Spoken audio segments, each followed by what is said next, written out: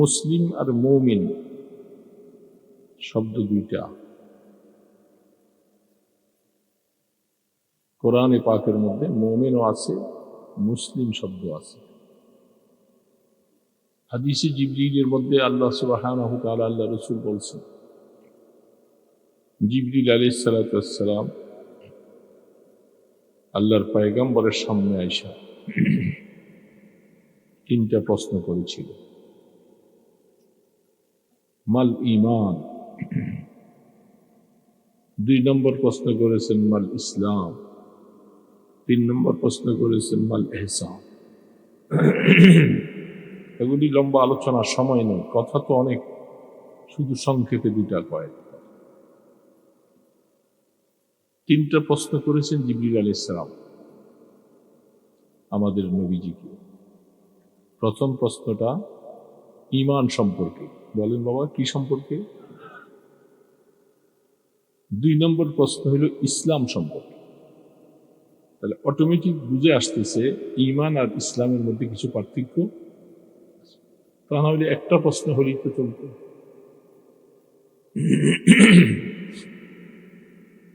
3 নম্বর প্রশ্ন করেছেন ইহসান সম্পর্কে।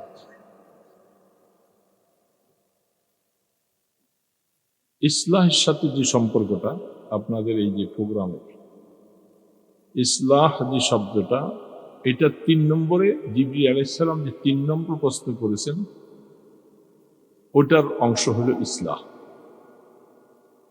এই সংগঠনের যে নামটা, প্রথম নামটা কি শব্দটা?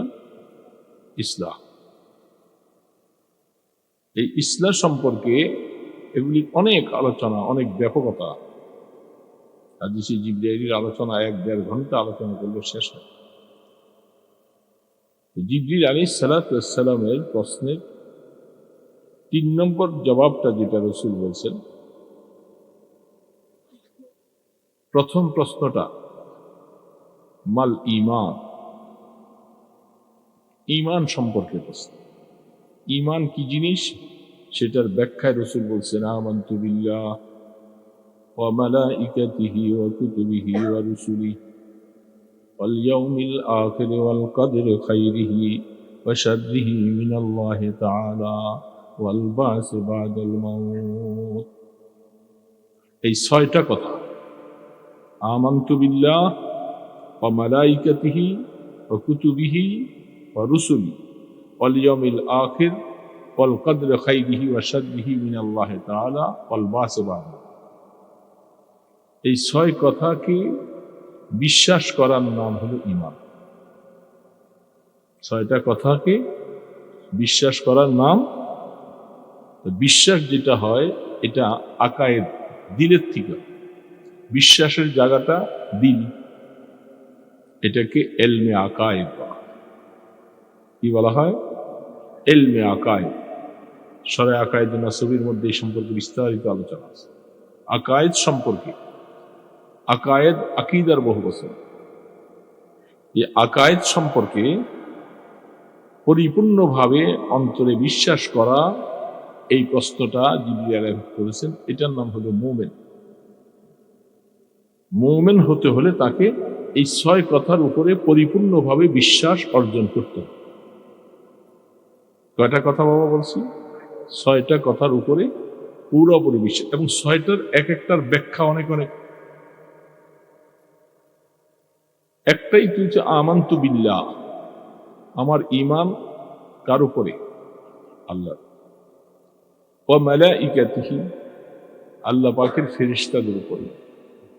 এই জন্য বলছি যে আমি শুধু সংক্ষেপটা বলছি, বিস্তারিত নয়, ব্যাখ্যা নয়। আমানতু বিল্লাহ, ঈমান আনছি আল্লাহর উপরে বিশ্বাস করছি। ওয়া মালাইকাতিহি, ফেরেশতার উপরে। ওয়া কুতুবিহি, আল্লাহর কিতাব সমূহ। রুসুলিহি, সমস্ত নবী রাসূলদের। সেগুলি কেমনে কেমনে বিশ্বাস করলাম এগুলোর ব্যাখ্যা। ওয়াল বা'স বা'দাল মাউত, মৃত্যুর পরে পুনরুত্থান হবে, পুনর্জীবন হবে, এটার উপরে আমাদের কি আছে? বিশ্বাস। খাইরিহি ওয়া শাররিহি মিনাল্লাহি তাআলা, যত ভালো মন্দ সবকিছু কার পক্ষ থেকে? আল্লাহ। এগুলি যদি আকীদার মধ্যে মজবুতির সাথে আসে, খাইরিহি ওয়া শাররিহি মিনাল্লাহ তাআলা, যখনই কোনো ভালো হয় তত আলহামদুলিল্লাহ, মন্দ হলে এখন এটা আল্লাহ থেকে আর মানা যায় না।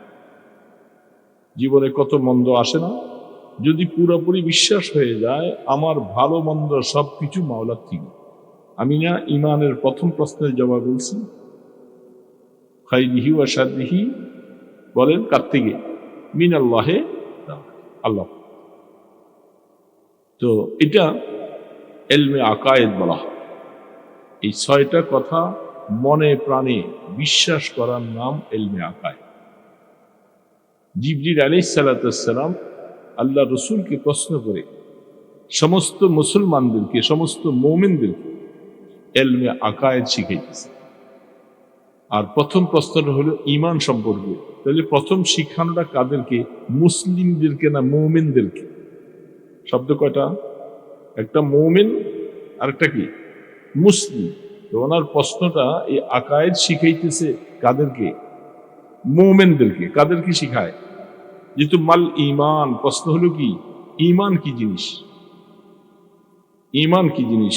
তাইলে মুমিন যারা আছে, যারা আমরা পৃথিবীতে মুমিন আছি, আমাদেরকে আগে ইলমে আকায়েদ শিখাইতেছে। যখন ইলমে আকায়েদ পরিপূর্ণভাবে আসবে তখন তার দ্বিতীয় স্তর আসবে। সেই দ্বিতীয় স্তর হলো মাল ইসলাম। সংক্ষেপে তাড়াতাড়ি বলতেছি তো বোঝানো যাচ্ছে না, অল্প সময় বুঝে না। মাল ইসলাম 2 নম্বর প্রশ্ন। একটার থেকে ক্লাস উত্তীর্ণ হয়ে উপরে যাওয়ার পরে তার মধ্যে এখন প্রশ্ন কিসের উপরে? ইসলাম সম্পর্কে। কি সম্পর্কে বাবা? তাই ইসলাম অর্জন করতে গেলে ঈমান সাইরা না ঈমান সহ? আগে প্রথম স্তর অতিবাহিত করে তাকে ডিগ্রিতে যাইতে হবে। হ্যাঁ, না ডাইরেক্ট এসে ডিগ্রিতে চলে যাবে? ঈমানকে পরিপূর্ণ সংশোধন হওয়ার পরে, ঈমান মজবুত হওয়ার পরে সেই লোকটাকে ডিগ্রি অর্জন করবে সামনে, সেটা হলো মাল ইসলাম। ইসলাম কি জিনিস? রাসূল তখন বলছেন প্রথম তো হলো আকিমুস সালাহ ওয়া আতুজ যাকাত ওয়া সাওম রমাদান ওয়া হজ্জ বাইতুল্লাহ ওয়াজ যাকাত।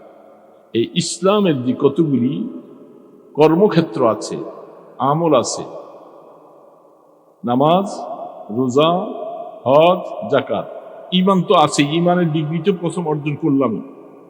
এই জন্য এখানে ইসলামের বাকি যে 4টা শাখা, এই 4টা শাখাকে যথাযথভাবে পরিপূর্ণভাবে যিনি আদায় করবেন তিনি প্রথম স্তর পার হইয়া দ্বিতীয় স্তরে ঢুকছেন। দ্বিতীয় স্তর যখন তার কাছে পরিপূর্ণ আসবে তখন তাকে বলবে মুসলিম। তাকে বলবে কি? দ্বিতীয় প্রশ্ন মুসলিম, মাল ইসলাম। তাহলে ইসলাম কোন মানুষ, এই জন্য আমাদের সমাজে মুমিনের সংখ্যা আছি আমরা অনেক, মুসলিমের সংখ্যা অনেক কম। বলেন ঠিক না বেঠিক? বুঝতে পারছেন তো? বুঝার কারণে এখন আপনি জবাব দিতে পারবেন। যেহেতু প্রথম স্তরটা যেটা আছি সেটা হিসাবে আমরা মুমিন, কিন্তু মুসলিম হতে অনেকেই পারি না। নামাজ নাই, রোজা নাই, তার কাছে হজ ফরজ হয়েছে হজ করে নাই, যাকাত ফরজ হয়েছে যাকাত যথাযথ আদায় করে নাই, তাহলে তিনি মুমিন, তিনি এখনো মুসলিম না। বুঝতে পারছেন কথা? তিনি এখনো মুসলিম হতে পারেন। তাহলে আমাকে মুমিন হতে হবে, ওই 6 কথার পরিপূর্ণ বিশ্বাস করে, এটা ইলমে আকায়েদ। আর 2 নম্বরে নামাজ, রোজা, হজ, যাকাত, এগুলি আল্লাহ পাক কোরআনে বলছেন। নামাজ কয় রাকাত, কিভাবে পড়তে হবে, এটা কি কোনোদিন কোরআনে আয়াতে পাওয়া যায়?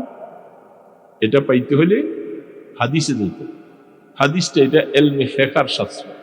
নামাজ কেমনে রুকু, কেমনে সেজদা, কেমনে যাকাত, কেমনে হজ, এগুলাকে ইলমে ফিকহ বলা হয়। জিবরিল আলাইহিস সালাতু ওয়াস সালামের দ্বিতীয় প্রশ্নে তিনি এই উম্মতকে ফিকহ সম্পর্কে শিখাইতেছেন। ইলমে ফিকহ বলা হয় এটাকে। সুবহানাল্লাহ। ইলমে আকায়েদ এলমে ফেকা। সমস্ত মাসলা মাসাইল জারি করতে হইলে, আমল করতে হইলে কি লাগবে? ফেকা লাগবে। এই মাসলা মাসাইলকে ফেকা। 3 নম্বর প্রশ্ন করেছিলেন মাল ইহসান। যেই লোকটা প্রথম স্তরে ঢুকলো, সে দ্বিতীয় স্তর অনিবার্যভাবে সে ঢুকবে। যখন দ্বিতীয় স্তরও সে পরিপূর্ণতা লাভ করলো, 3 নম্বর স্তর হলো, তার প্রশ্ন হলো মাল ইহসান। রাসূলকে জিজ্ঞাসা করলেন ইহসান কি? রাসূল বলেন আনতা আবুদাল্লাহা কাআন্নাকা তারাহ ফাইন লাম তাকুন তারাহ ফাইন্নাহু ইয়ারাক। রাহমাতে দু আলম আল্লাহ রাসূল ইহসানের জবাব দিতেছেন, সংক্ষেপে ইহসানের জবাব দিতেছেন যে তুমি আল্লাহর ইবাদত এইভাবে করো যেন তুমি আল্লাহকে দেখতে পাও। আল্লাহকে আমার নামাজ, রোজা, তাসবিহ, তাহলিল, প্রথম স্তরটা বাদ দিয়া মাঝখানের স্তর নামাজ, রোজা, হজ, যাকাত, তুমি ইবাদত গুলি এইভাবে করবা যেন তুমি আল্লাহকে কাআন্নাকা তারাহু, কাফে তাশবিহ বয়ান করেছেন। হাদিসের পৃষ্ঠায় অনেক লম্বা আলোচনা আসছে। তুমি বুঝলা যে হ্যাঁ আল্লাহকে দেখা যাবে না, এই চক্ষু দিয়ে আল্লাহকে দেখা যাবে না। কি করা? কমপক্ষে এতটুকু ইয়াকিন অর্জন করো যে আমি যে অবস্থায় চলি আল্লাহ আমাকে দেখে। আল্লাহ বলেন না আল্লাহ আমাকে দেখে। এটা কি বাস্তব না বাস্তব? আমি বলতেছি, আপনারা শুনতেছেন, বসে আছি, কি কি অবস্থায় আছি, সর্ব অবস্থা আল্লাহ দেখেন কি দেখেন না? এই যে এতটুকু জিনিস অর্জন করা, এটাকে এলমে তাজকিয়া বলা হয়। আত্মার পরিশুদ্ধি ঘটাইতে পারলে তখন এই হালাতটা বান্দার মধ্যে আসবে। ঈমান গ্রহণ করে 2 নম্বর প্রশ্নের জবাবগুলি যথাযথ যখন আদায় করা হবে, যখন তার যথাযথ আদায় করবে, 3 নম্বরটা তার জন্য সহজ হবে। তখন যেহেতু আমি যখন নামাজ ছেড়ে দিব আল্লাহ দেখেন, আমি যখন মিথ্যা বলবো আল্লাহ দেখেন, আমি যখন মাপে কাহাকে কম দিব আল্লাহ দেখেন, হ্যাঁ, আমি নামাজ না পড়ে যে রাত্রে শুয়ে থাকবো কেউই জানে না, ঘরের আশপাশের আল্লাহ জানে।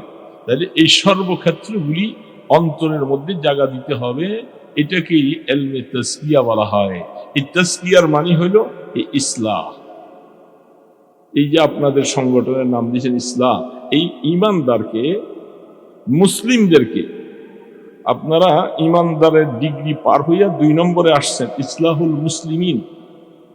মুসলিমদেরকে ইসলাহ করার জন্য ইসলাহ করবেন তাকে কি দিয়া? এই ইলমে তাজকিয়া অর্জন করাই। যে ইলমে তাজকিয়া সম্পর্কে আল্লাহ পাক কোরআনে বলেছে, কদ আফলাহা মান যাক্কাহা ওয়া কদ খাবা মান দাসসাহা। আল্লাহ পাক বলছে তুমি সফলতা অর্জন করবে যদি তুমি তোমার নফসের তাবেদারি থেকে বেরিয়ে আইসা তুমি আত্মার পরিশুদ্ধি ঘটাইতে পারো।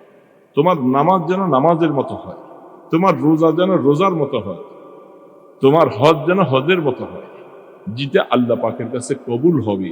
ওরকম হজ, ওরকম উমরা, ওরকম আমলটা করতে যাইয়া যখন কোনো গুনার সামনে চলে যাব, সাথে সাথে খেয়াল হবে আমাকে আল্লাহ দেখতেছেন, আমাকে আল্লাহ দেখেন। এই কথাটা অন্তরের মধ্যে পরিপূর্ণ জায়গা দিতে পারলে তাহলে 3টা হাসিল হল। একটা হলো এলমে আকায়েদ, মাল ইসলাম, মাল ঈমান। 2 নম্বরে এলমে ফিকহ, মাল ইসলাম। 3 নম্বরে এলমে তাজকিয়া, মাল ইহসান। এই জিবরিল আলাইহিস সালাম 3টা শিখাই দিয়ে গেলেন আমাদের রাসূলকে। তার থেকে আমরা শুনছি এই 3টাকে পরিপূর্ণভাবে অর্জন করতে হলে আরো কিছু ব্যাপক আলোচনা আছে। যথাযথভাবে সেই জিনিসগুলি আমার মধ্যে যদি আমি অর্জন করতে পারি তাহলে আমি মুসলিম হতে পারবো। কিন্তু দ্বিতীয়টাও নাই, তৃতীয়টাও নাই, প্রথম অংশটার মধ্যে আছে আমি শুধু মুমিন, এখনো মুসলিম হতে পারি। এই জন্য এই সমাজের মধ্যে লক্ষ লক্ষ মানুষ আছে মুমিন বটে, মুসলিম হতে হলে আমাকে কিরকম হইতে হবে? পুরাপুরি ভাবে আল্লাহ পাকের সামনে পুরা সারেন্ডার করবে। এটার একটা নজির আল্লাহ পাক কোরআনে বলছেন। মুসলিম কেমন হতে হবে এটা নজির বলতে গেলে অনেক সময় যাব না, সেদিকে কথা শেষ। আল্লাহ পাক তার দৃষ্টান্ত দিয়েছেন, সেখানে আল্লাহ পাক বলতেছিলেন ফালাম্মা আসলামা, এই মুসলিম তারা দুইজন মুসলমান হয়েছে, বাপ বেটা দুইজন পুরোপুরি মুসলিম হয়েছেন। আল্লাহ কোরআনে তার নজির পেশ করতেছেন। ফালাম্মা আসলামা কারা? হযরত ইব্রাহিম এবং হযরত ইসমাঈল আলাইহিস সালাম। এই ইব্রাহিম এবং ইসমাঈল আলাইহিস সালাম পুরাপুরি 16 আনা বাপ বেটা দুইজন আল্লাহ পাকের সামনে পুরা আত্মসমর্পণ করেছেন। আমার আমিত্ব বলে কোনো শব্দ নাই, জীবনকে উৎসর্গ করে দিয়েছেন সম্পূর্ণভাবে। যে এত বৎসর লালিত পালিত করে এত আদরের সন্তানকে আল্লাহ হুকুম করেছে আমার নামে কোরবানি করে দাও, সেখানে কোনো চুচারা নাই, কোন রকমের বাক বিতর্ক নাই। আল্লাহ তুমি আমাকে যেমনি বলবা বাবা আমি এমনি রাজি। আল্লাহ পাক পুরস্কারের ঘোষণাটা কি দিলেন? ফালাম্মা আসলামা ওয়া তাল্লাহু লিল জাবিন ওয়া নাদাইনাহু আইয়া ইব্রাহিম। তারা হলো মুসলিম, এদের মতো হইতে হবে মুসলিম। বাপ বেটা দুইজন পুরাপুরি আল্লাহর হুকুমের সামনে পুরা সারেন্ডার, কোনো কিলোকাল নেই।